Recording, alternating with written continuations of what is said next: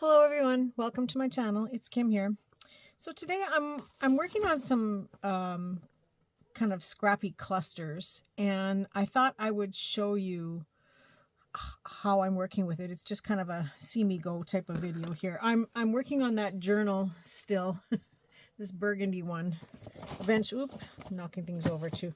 Eventually you will get to see the inside of it, but at this point I'm still working on the stuff to go in it. So I wanted to make some scrappy clusters, and I have this piece of fabric, and you can see it's, now I did iron it out flat a little bit. You can see the seam here, and what I'm going to do is I'm going to pull these threads off of the whole strip. Like, it's just a shabby, scrappy bit. It was the end of a seam that I kept and just ironed flat, or flattish, and so I'm going to use that.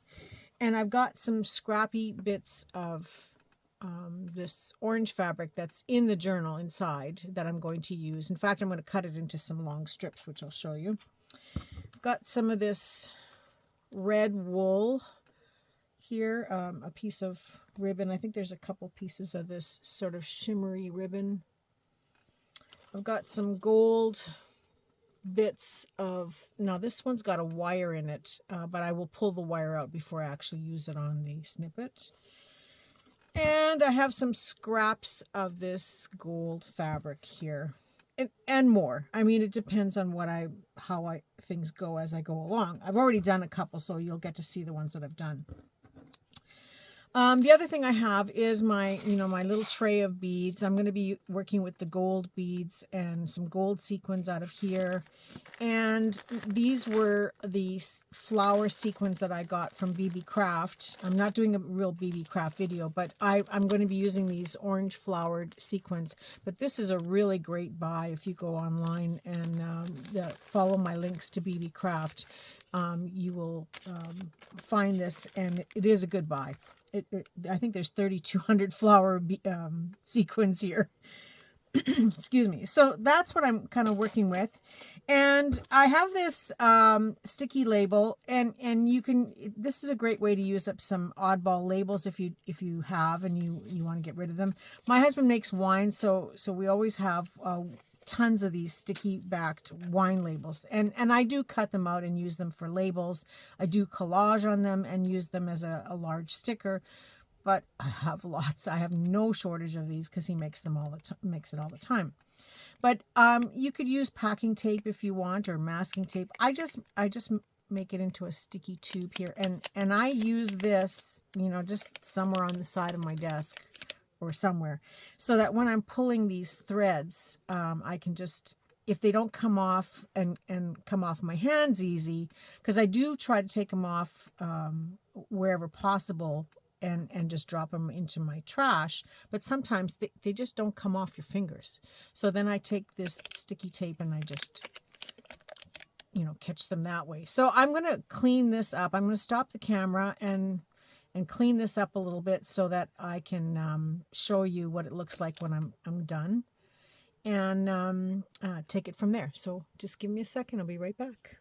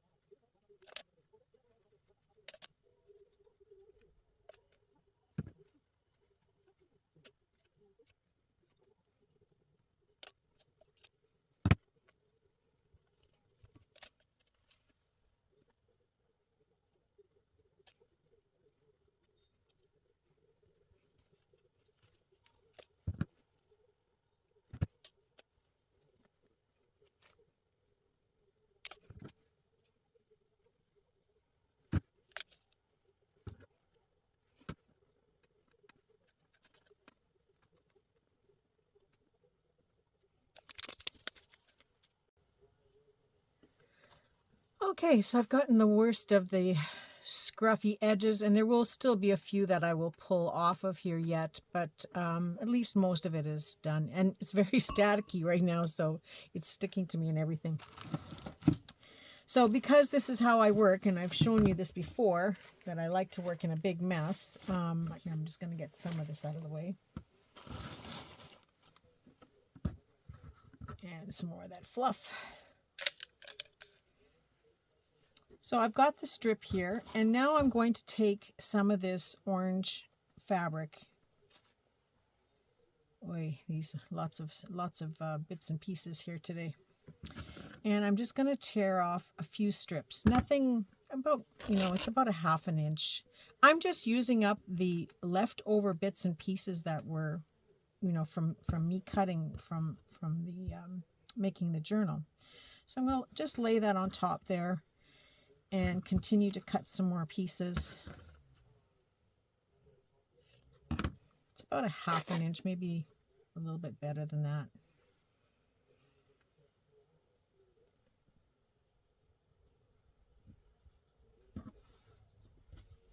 And I will continue on to the end of this piece, but I will do that off camera. So now I'm going to just take a little bit of my glue stick and lift this up and just put a little glue. I just want to catch it enough to hold it in place. I could use my hot glue gun, but I don't want to have to, this is upside down. I don't want to have to deal with the glue bits that are underneath, because I am going to be doing some slow stitching on top of this. So I'm just catching it with my glue stick. There's always going to be little bits and straggly ends, but that's okay because we're making shabby trims and shabby clusters. So I'm just gluing it down in place just a tiny, tiny little bit. And then I have 2 pieces of this gold fabric that's left over. I don't think there's any more of it in my bag here. No. So this was the, I'll just show you on the journal. This was the fabric I used to make this pocket on the journal. So these were, this one was one leftover piece, sort of on the edge of the fabric, and this was the seam that I opened up. But I ironed this open and I kind of melted the fabric when I had my iron on too hot. But it really doesn't matter because all I want out of this is the shimmery gold part. So I'm just going to take my scissors and cut around this thing first so I can get rid of that melted part that I ironed over. I should have had my iron on lower or had something over top of it, but I didn't. And then I'm going to cut it into a couple of pieces because it's not that I really want the leaf. I just want the shimmer of gold to come through here. And then same with this piece here. I'm just going to cut away that little bit of burgundy. And then I'm going to chop this up into a couple of pieces and add that. I've got a nice big one. I'm going to add it into the center here and then maybe put one here and one there. Now this other fabric here that I have, it's just all little bits and pieces of leaves. There's only this one flower is a hole in this one leaf, but I'm going to chop this up into bits. So I'm going to have one here, and that is a really big flower. So I'm going to save that for something else, I think. But all of these smaller pieces, like this little gold one here, see how I'm placing them? It's just to give you a little pop of color. Now this is a really nice leaf. I don't want all this background. So I'm just going to trim around it so it's not so much of a background.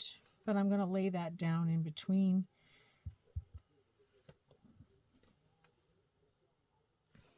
Now I sort of use this idea as well when I'm making clusters, or not clusters, snippet rolls. But that I change up a little bit as well. So it's, you can certainly do this same procedure to do snippet rolls, but I will show you some other things that I do as well. So I'm going to add that leaf there.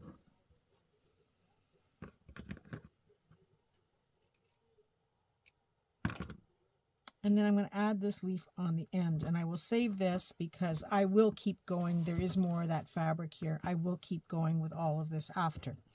So I'm going to quickly just put a little bit of glue stick underneath just to sort of hold these pieces in place.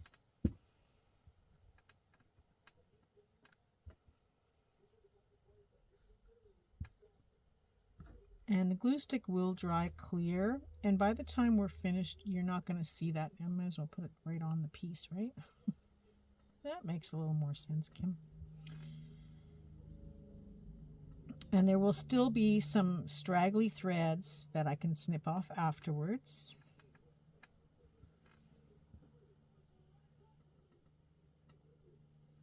And the orange, you can sort of still see the flowers in the background, but it's really, it's the combination of colors that I'm blending with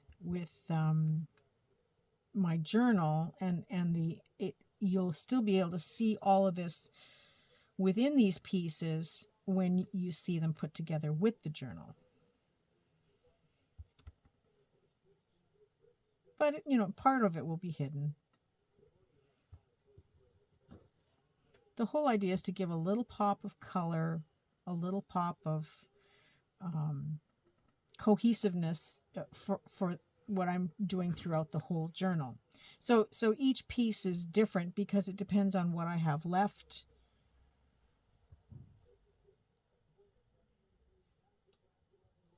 And I will keep going using other parts of these components, like the wool, and I have another piece of glittery fabric in here, but that will keep going further down the line.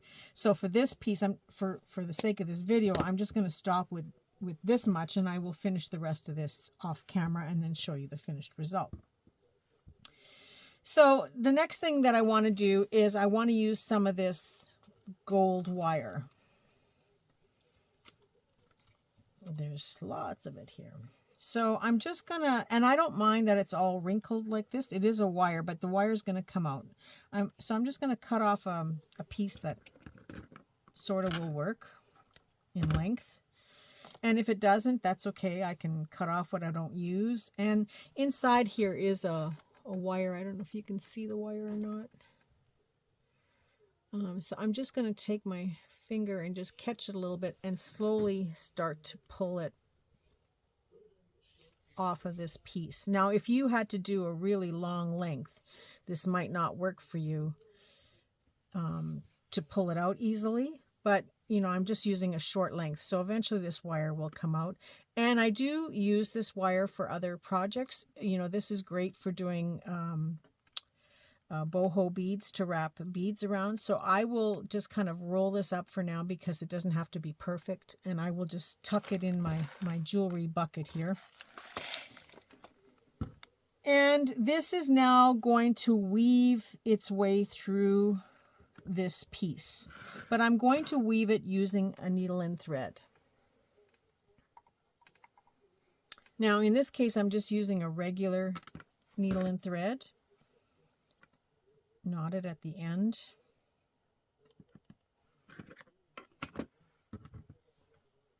Hope you can see all this. And I'm just going to, coming from the back, and I probably should use a thimble, but I'm just pushing the needle into the tabletop here. Yeah, these little threads are still coming through and stuck to my fingers. So what I've done is I've come through this gold cord, and I'm just going to push my way back through the fabrics. Ooh, I'm stuck already. Okay, there we go. I just had it wound too tight. And so I've just kind of caught it. If you look here from the back, what have we done here? There we go. Sorry. So I've just kind of caught it and holding it in place. And right away, I'm going to turn this over because everything is kind of tacked down a little bit with glue. And if it doesn't stay on, you know, we can catch it again with more glue. And so I'm just going to come to the back now and I'm going to knot this. And the reason I want to knot it is every time, sorry, gotta catch it there. Every time I come in and out of the fabric, I knot these pieces. And that's so that when I cut them, my thread came right off my needle. I'm using a single thread here. So that when I cut them, I don't have to worry about these things falling apart. So then I turn it back over because now it's got a knot at the back here. It's kind of got a knotted mess, but it is still a knot. And then I come back to the front here and I just kind of place it where I think I want it. And that looks good. I want to kind of make a curvy line through this piece. So I'm going to catch this with my needle again, just about an inch, inch and a half down the road. And we're stuck on something.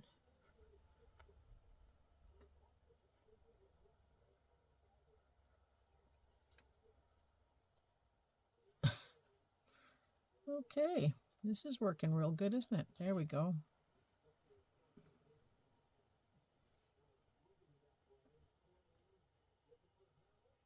It's usually not this hard. It's just that everything is so staticky right now. So you can see I have this big line on the back from where I've jumped from here to here.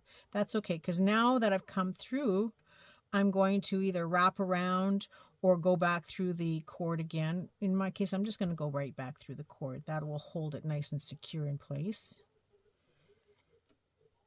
And pulling that tight. And turning it over. And knotting it again. So I knot every time I go along because this way, when I cut it, I don't have to worry about it coming apart or falling off. And it doesn't have to be a perfect knot. And then again, I want to kind of curve this a little bit. And I'm trying to catch some of this fabric underneath that I've caught with the glue.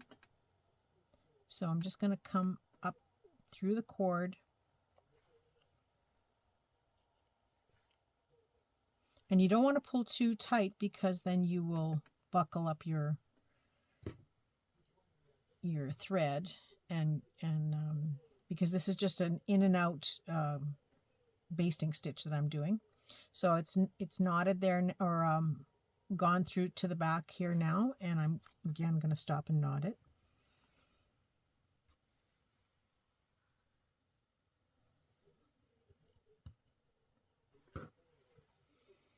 And so you see I have a curve that way. So now I'm going to go this way a little bit.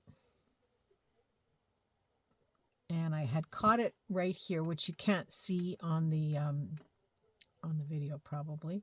But now I'm just going to catch it about an inch down the road from my last one. Coming through. And then back into the cord or going around it. Either way, sort of couching it, if you are familiar with the term couching for any type of beading. And then snaking it the other direction. Oh, first I gotta knot it. Sorry. Sometimes I forget. And what I do in that case, if I do forget to knot it, is I will take my hot glue gun, and when I'm completely finished beading, I will take my hot glue gun and just catch these in and out spots on the back side with the hot glue. That just reinforces that the thread is where it is, and it's not going to pull or come apart. Now I've stuck my fingers right in the glue, but I'm used to it. And so then going back to the front again,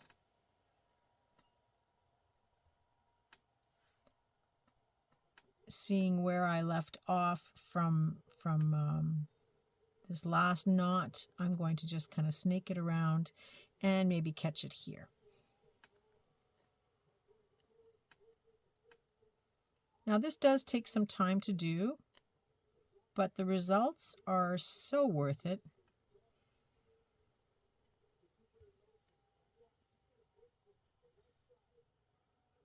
And going back through. So I'm going to fast forward this. So I'm going to stop the camera and restart it, fast forward, and you will see me go to the end of this piece here. Okay, I'll be right back.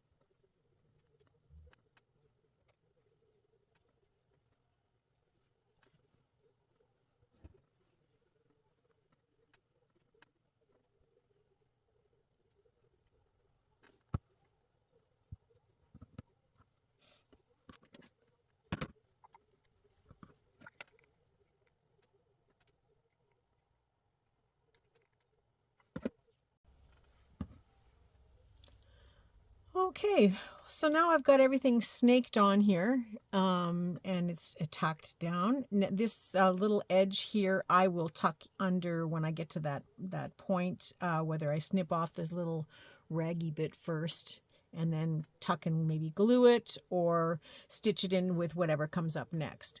And on the back side, I did take my hot glue and just kind of catch all of these little knots at the back. It just further reinforces everything and keeps everything in place. Now, I had already shown you this part once, but I had a big knot in my thread, so I had to stop the camera and take the knot out of it. So I've already put on one sequin and one bead to get started, and I've knotted my thread there, and so now all I'm doing is I'm going anywhere along the piece the way I want to see it look, and I will go back and forth with additional things and beads as I go along, but for now I'm just putting these little flowers with the bead on top, the little sequins. And so here's my next one that I've pulled from the back. So taking my sequin, I'm just going to put my sequin on, and then I'm going to add my gold bead, which is just a little round bead. I think this is a 3mm. And feed that onto the piece. And what this does is it further holds down all these fabric bits and starts to change the piece where it's a little bit more decorative. So once I have the sequin and bead on, I'm just going to sort of move the bead out of the way and go back through the sequin to secure both the sequin and bead into that spot. So just very carefully, hopefully I can do this without making another knot, because it was so frustrating I just deleted that part of the video. So now I've got it pulled through pretty tightly, and I'm going to turn it over. And just like I did with the other trim that I put on, the gold trim, I'm going to knot at each single point where I've stitched.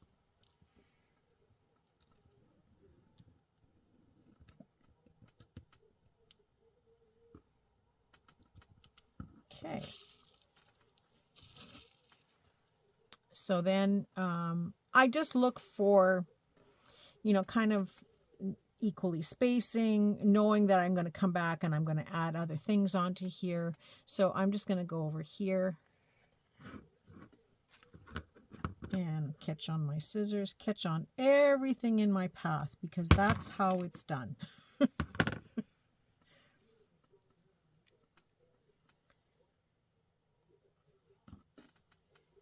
Now, this is probably not what most beaders would say to do, but this is how I do it. And it's easy. It's just that you have to keep watching your thread. And then I've got my bead on here. And so I'm going back into the sequin to secure both of them. So I will continue, and what I'll do is I will fast forward in the next little bit of video, and so you will see me put these on, and then I will go back and add some other beads and sequins in between yet one more time. So just stay tuned, and if you want to watch, great. If not, just fast forward to the next part.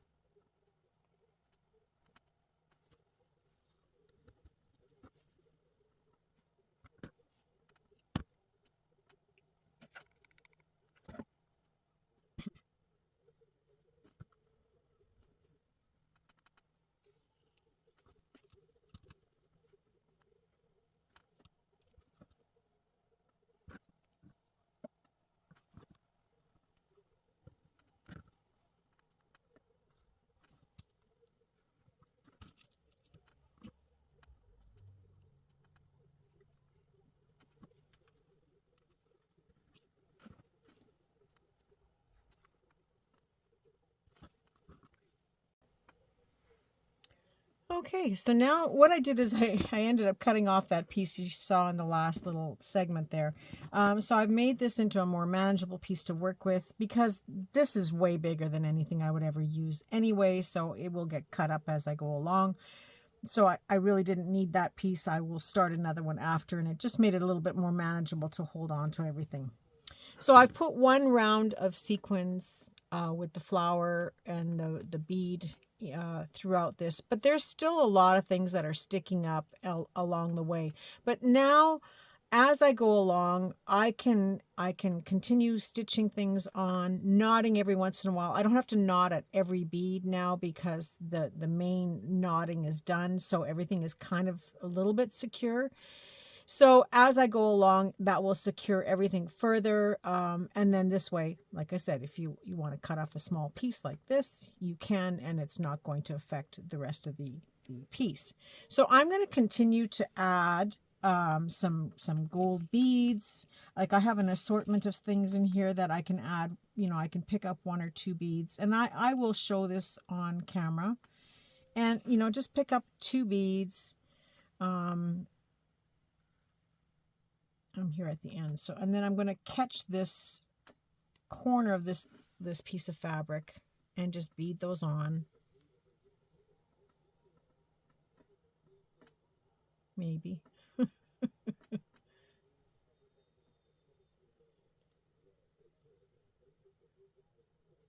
And then maybe catch this cord a little bit so it's not sticking up so much. I don't mind if there's some pieces sticking up, because then I can also dangle some beads from here. So it's not that it has to be 100% secure. So I'm just catching it just a little bit with my thread. And then because there's a little bit of space in there, I'm going to come through into the fabric.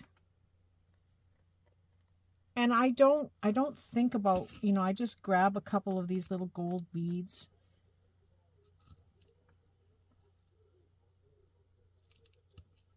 And then stitch them on. And then I might add, I've got some other sequins in the pile here. I don't want to add any more of these orange ones. I think that's enough for that. But I've got these other little gold sequins that I can first come back up through the thread or through the fabric.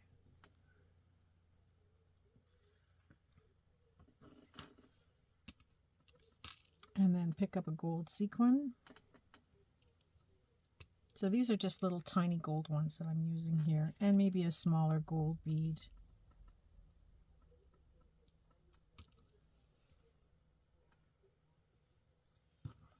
And I've said this a few times, but I'll say it for the newbies too. I always have a mixed tray of beads so that I can just pick through whatever I have, and it eliminates me having to get up and go and choose something to use to complement this. And as I use them up, I add other colors, and depending on what my projects are, I can have all kinds of different beads in here. And this way I have an assortment. They always get used up. Sometimes I only want to stitch one or two things with a needle and thread, and I just want to have a couple of sequins on something. So I will come here and find something that's complementary to whatever it is I'm working on.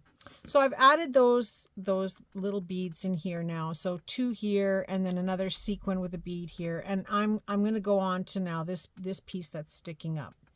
So I will come through from the back.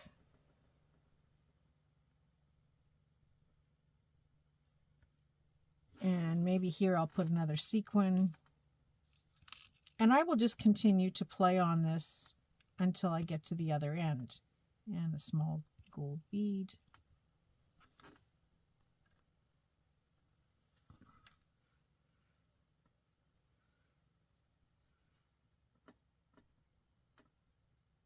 And then back through the sequin.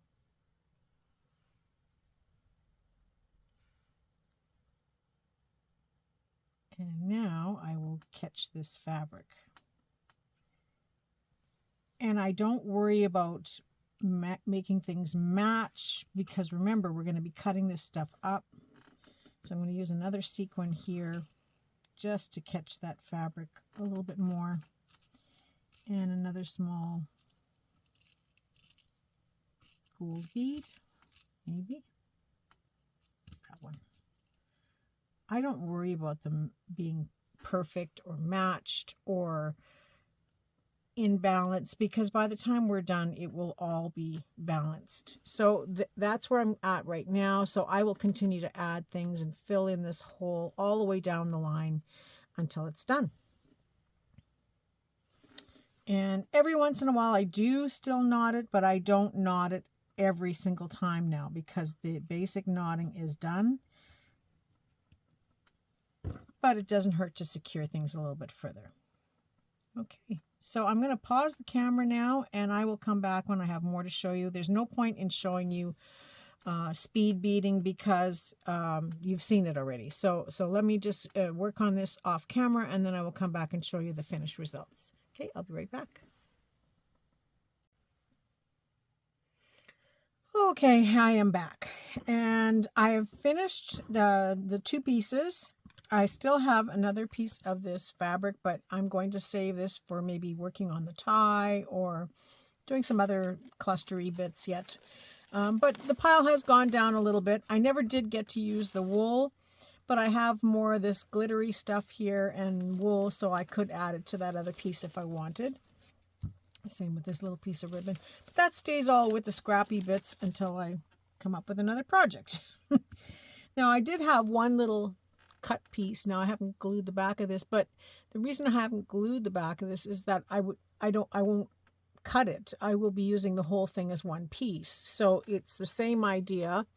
I've just added some scrappy bits hanging down here and the 2 glittery pieces of fabric and then stitched on some beads and stuff to complement it. So this is like a nice little, it could be a tab or just a focal point somewhere on a page, just to add a little bit of interest and color. And I love that the fringy pieces are hanging down.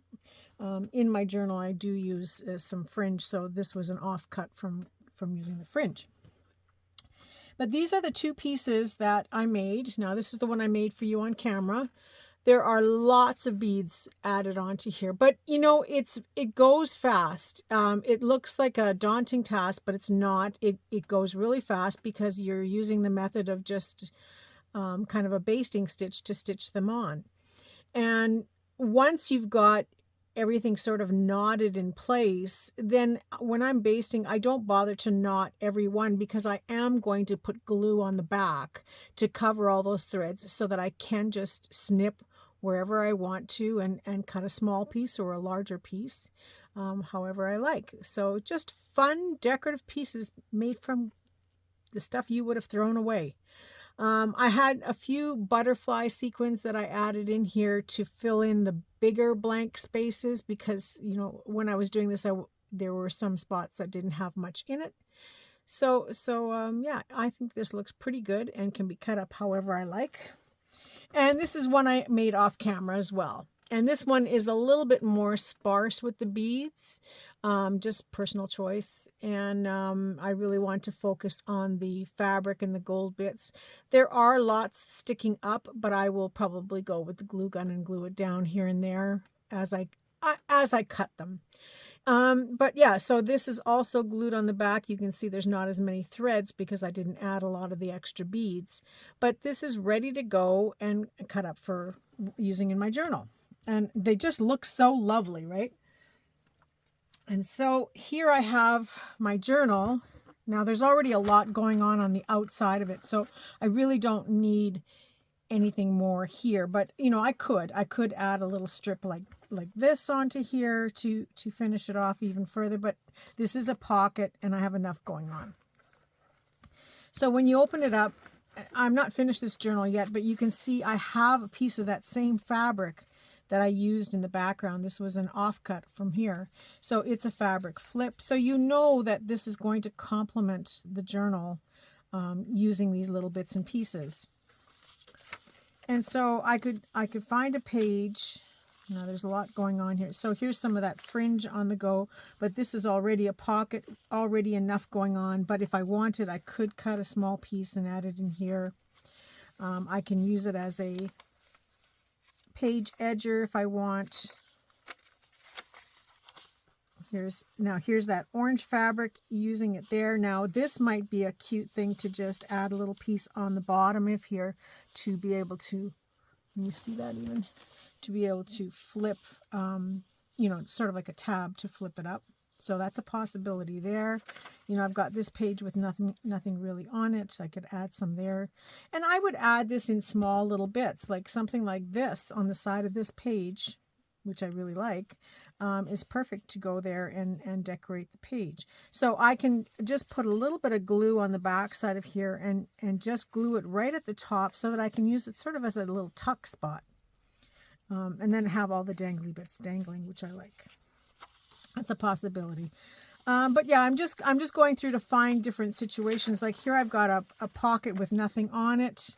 I could have a small piece of this just to enhance the pocket a little bit so that you can see it a little bit more.